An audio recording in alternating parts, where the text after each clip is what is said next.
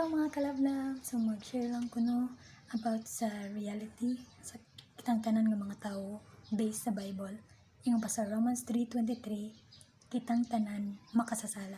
Romans 3:23, for all have sinned and come short of the glory of God. So kitang tanan makasasala. Ug ang kanang sala na siya'y bayad. Ang bayad sa sala, yung pa sa Romans 6:23, for the wages of sin is death. Ang bayad sa sala, kamatayon. No? Ug muna nga kita yung tanan ng mga tao mamatay jud ta, no? Kada sala nga atong gibuhat kamatayon dito na puhon sa impyerno.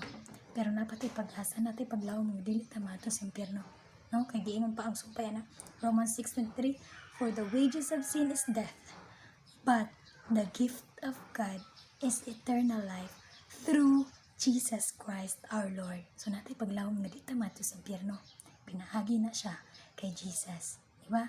Kaya sa gibuhat ni Jesus, pa si Jesus, nangyari siya sa kalibutan, nagpakatao siya ang gibunal-bunalan, siya ang nagantos alang sa atong mga sala.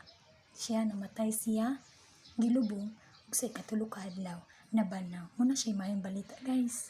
Mayon na kayong balita na kita, napatay paglaom, na dili ta magbayad sa atong mga sala. Kaya si Jesus na ang nagbayad sa atong mga sala dito sa cross. Ang ato na lang buhaton is dawaton si Jesus Christ. Ato i-believe, atong tuuhan nga si Jesus nagbayad sa itong mga sala. No?